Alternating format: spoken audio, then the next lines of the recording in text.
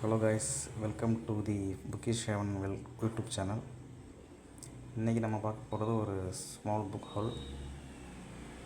நான் அமேசான்லேருந்து world book day ஆஃபரில் ஒரு 3 தமிழ் புத்தகங்கள் வாங்கியிருக்கேன். அதை பற்றின சின்ன ஒரு வீடியோ தான் அது. முதல் புத்தகம் பார்த்திங்கன்னா யத்வஷேம். இது நேமிச்சந்திரன் எழுதின ஒரு புத்தகம். இது 2ஆம் உலகப் போர் காலகட்டத்தில் ஜெர்மனியிலிருந்து இந்தியாவுக்கு அடைக்கலம் கொண்ட ஒரு பெண்மணி. அவங்க இந்தியாவிலேயே வாழ்ந்து வசித்து கல்யாணம் செஞ்சு குழந்தையெல்லாம் பெற்ற பிறகு அவங்களோட இறுதி காலத்தில் திரும்பவும் அவங்களோட ரூட்ஸை தேடி ஜெர்மனிக்கு போகிற மாதிரி ஒரு பயணம். ஸோ அவங்களோட அனுபவங்கள், இந்தியாவில் அவங்களோட கலாச்சாரம் எப்படி மாறுது, அதை பற்றின ஒரு நாவல் இது. இதோட விலை 450 ரூபா. ஆஃபரில் 282 ருபீஸ்க்கு கிடச்சிச்சு. இது கர்நாடக சாகித்ய அகாடமி விருது பெற்ற ஒரு நாவல். எதிர்வெளி எழுதிட்டுருக்காங்க. அடுத்த புத்தகம் ஒரு கிளாசிக் நாவல், தி ஜானகிராமன் எழுதின நாவல், காலச்சுவடு பப்ளிகேஷன், மரப்பசுங்கிற நாவல். இதோட விலை பார்த்திங்கன்னா 320 ரூபா. நமக்கு 226 ரூபாய்க்கு கிடச்சிச்சு. இந்த நாவல் பார்த்திங்கன்னா அந்த காலத்துலேயே ரொம்ப கான்ட்ரவர்சியான நாவல். எழுதி ஒரு 40 வருஷம் இருக்கும்.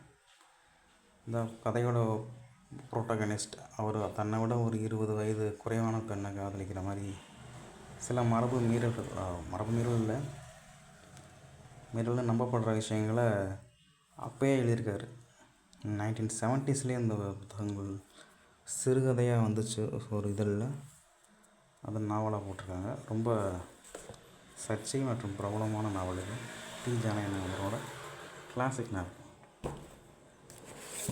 அடுத்த புத்தகம் சார்லஸ் புக்கோவ்ஸ்கியோட அஞ்சல் நிலையம். எதிர்வெளி எழுதிட்டுருக்காங்க. இதோட விலை பார்த்திங்கன்னா 300 ரூபா.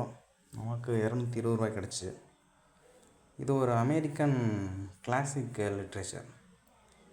இந்த கதையோட protagonist Charles Bukowski works in post office.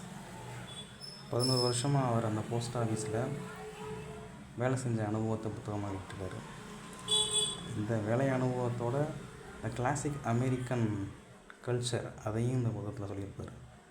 அந்த காலத்தில் அந்த அமெரிக்கன் வே ஆஃப் லிவிங் இது இந்தியர்கள் நம்ம இதை படிக்கும்போது ஒரு புதுவிதமான அனுபவமாக இருக்கும். கண்டிப்பாக இதோட ரைட்டிங் ஸ்டைலும் ரொம்ப வித்தியாசமாகவும் ரொம்ப பிரபலமான புத்தகம் கூட அது.